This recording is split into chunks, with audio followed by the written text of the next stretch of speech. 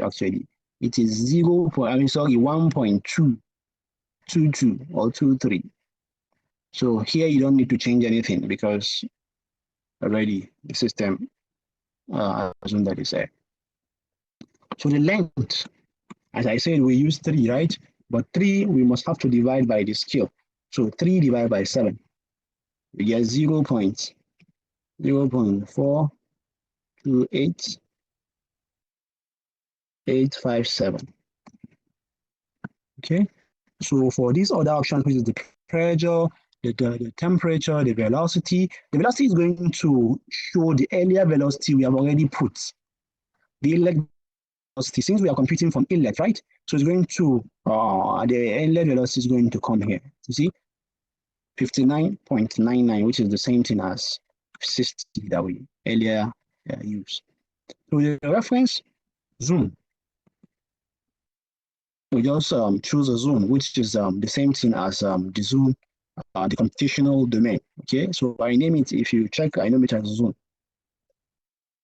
So you just click on the zone. So after that, we come on method. Okay, for this method, we are going to choose the pressure velocity coupling scheme. That is the various schemes. Okay, so the scheme we're going to use here is simple C. This is the option. These are different options, so you can choose any one that you want to choose. But in most studies, we use simple C. So we choose simple C here. For the gradients, we have different options. Also, we have green gas cell base. We have green gas node base, least square cell base. So we are going to just use this least square, but you can use different options. Okay. For the pressure, we maintain second order, which is okay. For the momentum also, we maintain second order upwind. So we can also use other options, which are quick or third order. Okay. But the most used is second order because it's actually going to have a very good result. Okay, so the better is this the best result is this third order, but it's rarely used because it's just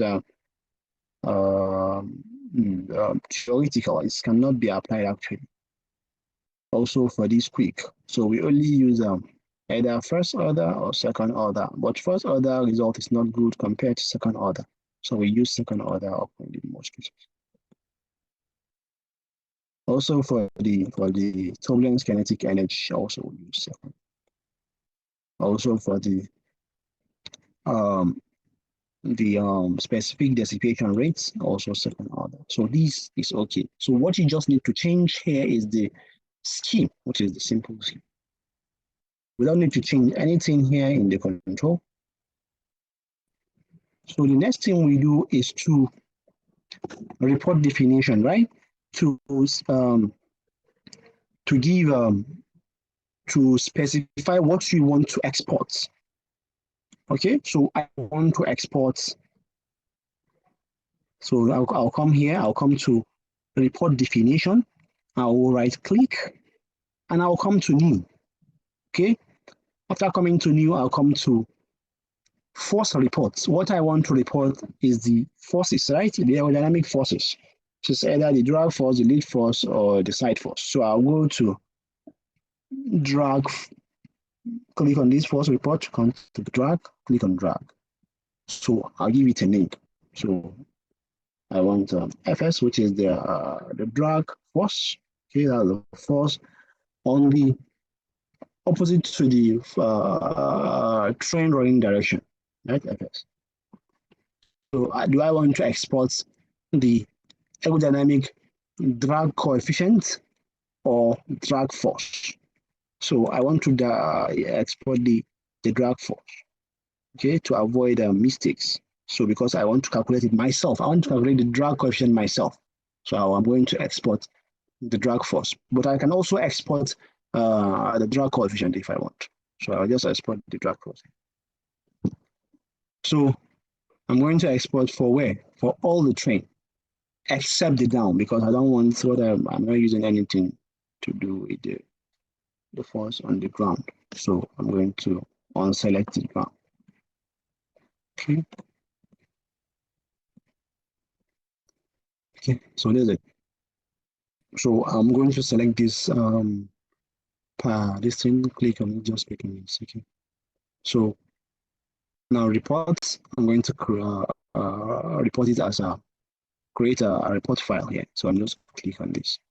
Then okay. So the same way I'm going to also export the aerodynamic lead force. So what I'm just going to do easily is just to right click on this, then I'll copy. Just press on copy. So it's going to show you this. So you don't need to click on these options. What you just need to do is to change the name to be lead force, which is the FZ, right? Is in the normal direction or in the vertical direction. In the vertical direction. So FZ. So here I'm going to change it, okay? Because here is for the X direction. So what I want it in the force is on the Z direction. So here will be 0. Here is 0, and then here is 1. Okay. Then I'll click on report file. Okay. All right. So the next is the side force. So I'll the same thing. I'll copy again. I'll change it to FS or FY. Sorry. Okay. So here will be 0. Here will be 1. All right. I'll click on report file, and I am okay. Now, if I want to see the graph, okay, or the plot of the change in these forces as the simulation is being run, I need to also define it again. Okay, so I'll just come to there, I'll copy again, but here I just want to see only the drag force. So I'll just come now, the drag coefficient, sorry, so drag coefficient. So I'll click on drag coefficient. I want to see it for different parts of the train. I want to see for the head car, which consists of the bogie 1, bogie 2, and the car 1, right? So I'll do that. I'll just click on them as the drag for a coefficient for car 1. Let me just use that. Let me just use as CX1. So I'll select the car, then I'll just click on this. Okay. Also, I want to see for car 2, copy. I'm going to unselect this, and then I'll select that's bogie 3, bogie 4, then car 2. I'll change this one to 2. Oh, sorry. I want to see the force, not the side force, right? So if you can see here, this one is on the side force. So I have to change this one. 0, and then 1. Right? And then okay. So I have to repair for this one, edit this one. Okay, change this one. 0, 1. Okay. So the same way I'm going to do for car 3. 2, then 3 is bogie 5, bogie 6, and then car 3. So it's the tail car. Okay, then I'll, it's okay, right? Yeah, okay. So this I want to see the variation, how the aerodynamic drag forces varies on various parts of that's on various cars, which is the head car, the middle car, and the tail car, as the simulation is being run. So I have to, I now need to report this also. So I'll come to monitor, clicking monitor, I'll click on residual. Now here, try to give me, okay, okay, you want to solve various cells, right? To what accuracy do you want to solve it? Okay, so here that's what residual do. It helps you to give option or value for the accuracy you want to solve this to perform this simulation. So here I want it to be to the power of 6. That's 1, 2, 3, 6. So that's 1, 2, 3, 4, 5, 6. That's 1 times 10 to the power of -6. So the same thing for the x velocity. That's for the continuity for x velocity, for y velocity, for z velocity, for k, and for omega. Okay. I'm okay with the residual. And I'll come to report file. So these are the files that I reported, right? That I want to export. So I don't need to do anything here. It's okay. Then I'll come to a report plot. For this report plot this is where I want to see the plots, right? As the simulation is carried out. So I'm going to double click on this. I'll press new, here new. It's going to show me this option. So I want to see the plots of the car 1, car 2, car 3. That is the, so I'll go to add. Don't forget to name it, okay? So I want to see the drag force, the drag coefficient, just drag it, okay? Also here you can name it to drag.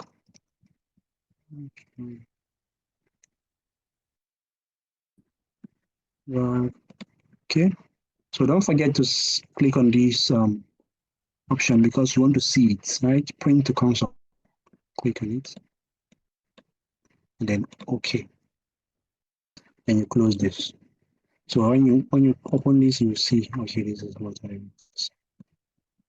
So when you finish this, what you will need to do next is to auto-save.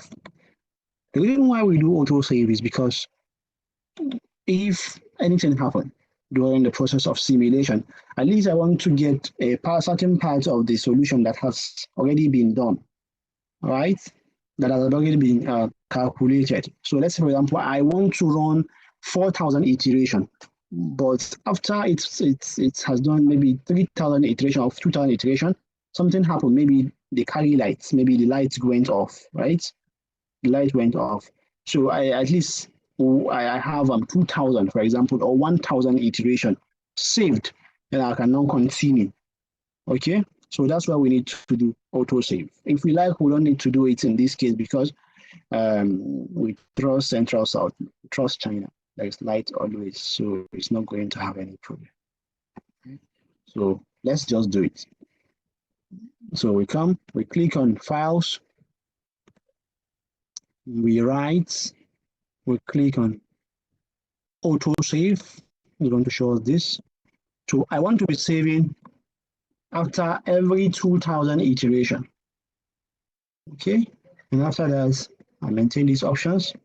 I will now come to give it a name. What name did I want to give it? Okay, I want to give it a name called trial or ICE. Let me call it trial, right? Trial case.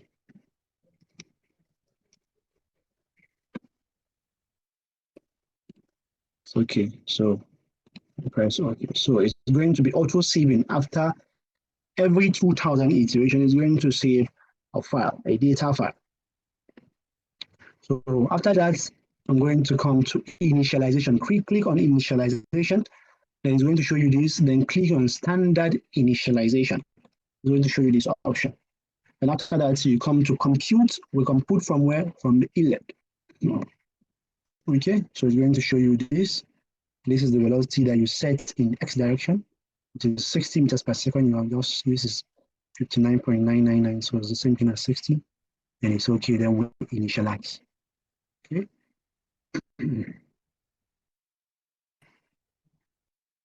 So it's going to initialize. After that, then we can now conduct the simulation.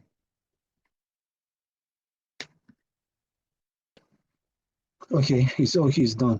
Okay, it's done. If it is done, you are going to see this inlet that you already this thing is going to disappear. So it's done, Kim.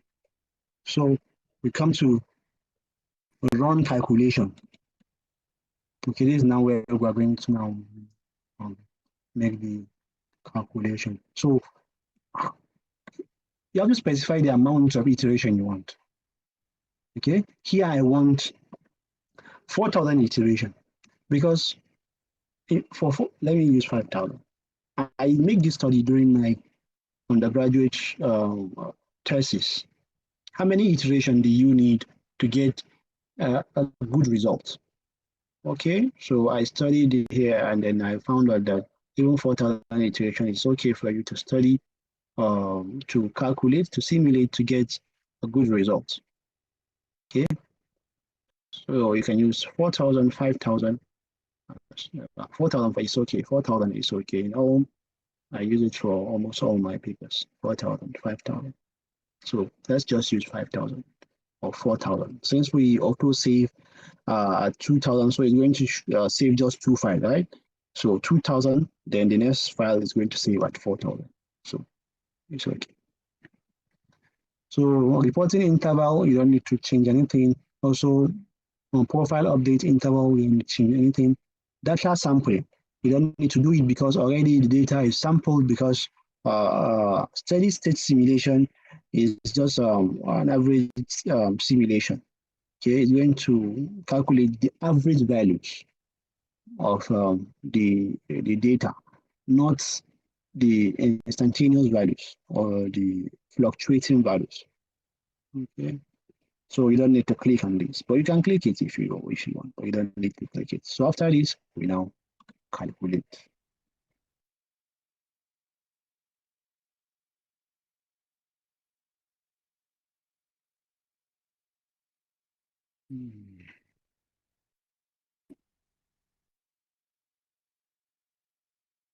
So it has start calculation about 0 now. It does not show the various this thing. Going to show. It's going to show. Okay, so this is it. So it has started to make the calculation. All right. So this is now this thing. We are going to wait and be patient. Okay. So this is going to take as I said, 6 to 7 hours to finish. So after finishing, we're going to get our results. And then next week, if we come, we can now do the data analysis, the data visualization, and data analysis. Okay. So this is the study case for this thing. I just hope that maybe you understand this. For people that are doing training aerodynamics, this is a very good step for you. If you are able to replicate this process, I think you are going to learn. You're going to get it. If you're going to do this one, then in the next stage, you can now start improving yourself, trying to check various options and various improvement, and then you can get familiar with it. It's very simple. So next week, as I say, we are going to do the data visualization. That is this. And then also we are going to see the data analysis, how to do it using Excel, or we can choose MATLAB, or we can use Origin. So in conclusion, the computational training aerodynamics, as we know, plays a vital role in the design and optimization of trains for efficiency, safety, and passenger comfort. By using computational simulation, engineers can understand and predict the complex aerodynamic phenomenon associated with train operation. This technology enables us to design trains that are more energy efficient. So if we are able to get the aerodynamic drag and we make improvement on the train surface, the drag will reduce and then the energy needed to propel this train is going to reduce. Then we now can save energy and we can save money for during that is needed for the train operation. So energy efficiency, aerodynamic stability. So here is maybe stability in a windy area. For people that are doing crosswind, okay? Because apart from just energy, there's aerodynamic drag forces. We also study the side force, which is associated to the effect of crosswind. Okay, when you have crosswind, okay, when the train is moving in windy area, what happened to the aerodynamic? What happened to the stability of the train? Because there is more prominent or is more safety issue is very important in that case. So how can we design the train to ensure stability? And then it's capable of providing a smoother ride for passenger. The smoother ride, that's passenger comfort. This is very important also. All right, Sheshi, thank you very much for listening. Thank you.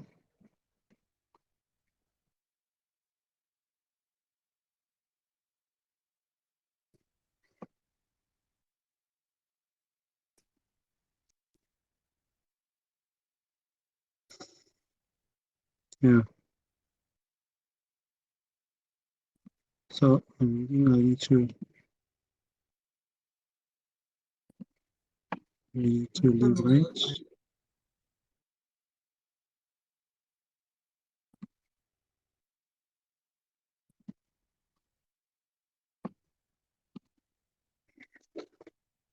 Yeah. So over to you, the host.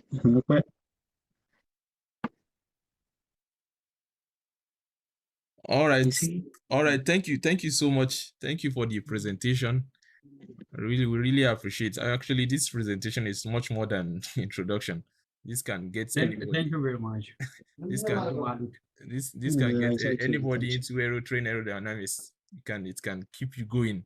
Yes, yeah. This is much more than introduction. We really appreciate. So I don't know if there is question or like if there is question, maybe Abdulmalik, should we bring up? Yeah, we can get questions. We still have 8 minutes. All right. We still have 8 minutes. So if anybody has question, you can ask.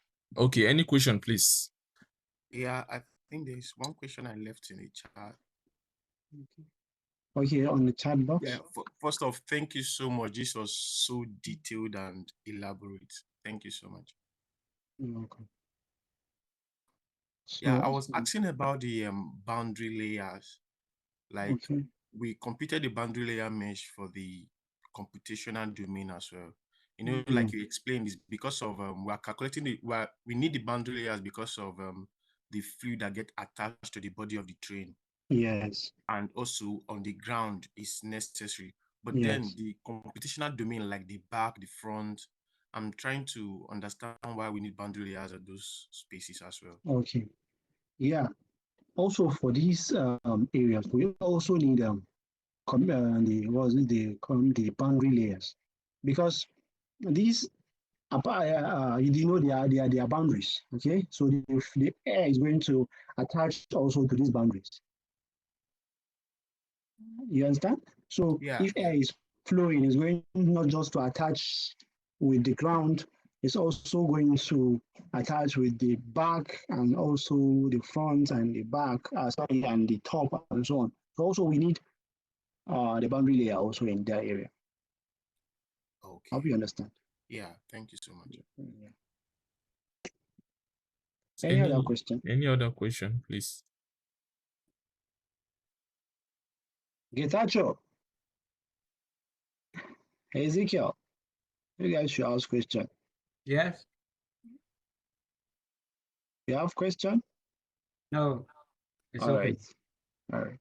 Okay, so please I just have this little question. I don't know, like the number of domains, like you talk something about number of domains at the beginning of this presentation. Like, I don't know, what is there any effect of increasing number of domains on like the overall analysis or something? Yeah, I think maybe you get it wrong.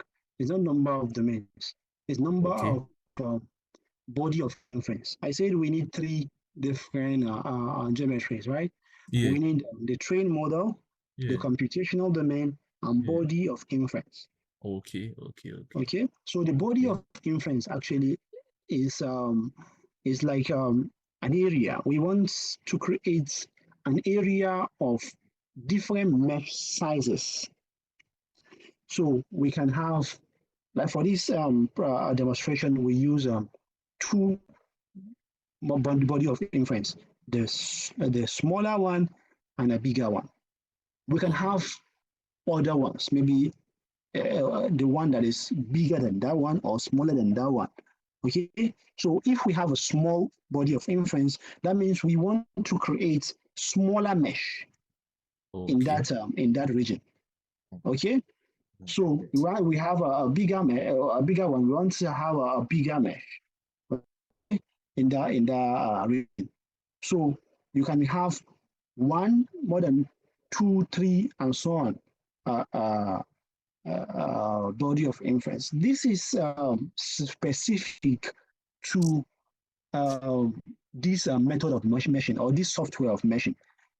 If you are using ICM, you don't need body of inference because this is ICM is manual meshing software. So you have to do it yourself. If you want small mesh in this area, you have to now be the one to put the mesh, create the mesh there, small mesh. But in this fluent mesh, the body of inference try to give the software what's it called, an idea of the amount of mesh you want in that area based on the mesh size, the scope size you applied. Okay, the size of the mesh you apply in that area, and then the type of mesh you apply.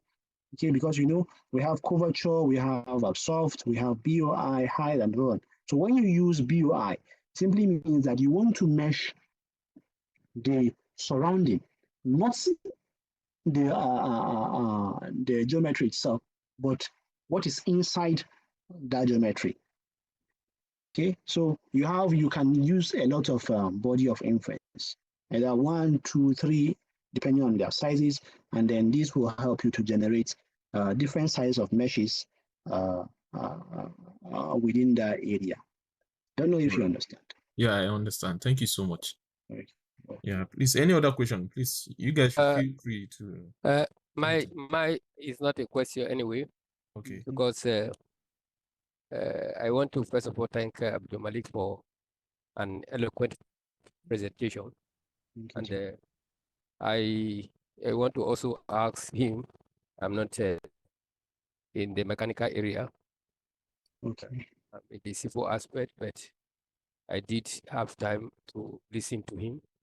So maybe with time, he has to create a way to teach us on how to apply it to our own area. Yeah. And that would be also good. Where it was a very nice lecture, and you have done well. Thank you. Thank you very much. Thank you for coming, for attending this presentation too. So. Thank you very much. Yeah, we also have days for civil students, especially because this aerodynamics is not just about vehicles, also structures. In our high-speed research center, our group actually is focused on improving the ground vehicle aerodynamics. So simply means that we work on trains, we work on trucks, we work on ships, okay, and so on. Just ground vehicles, but not aeroplanes, okay? So we also have other people that work on structures, structural aerodynamics. So they work on bridges, they work on buildings and so on. So we can also study the aerodynamic performance of columns, for example. Okay, if you have a column that is situated on a windy area, okay, how does this wind affect it? So we can also do that. That's the same method we did. We study the train. It's the same method we are going to use in studying this column. Thank you very much, sir. Yeah, thank you so much. So any other question, please? Yeah, maybe not a question, just to add to what Abdulmalik was saying.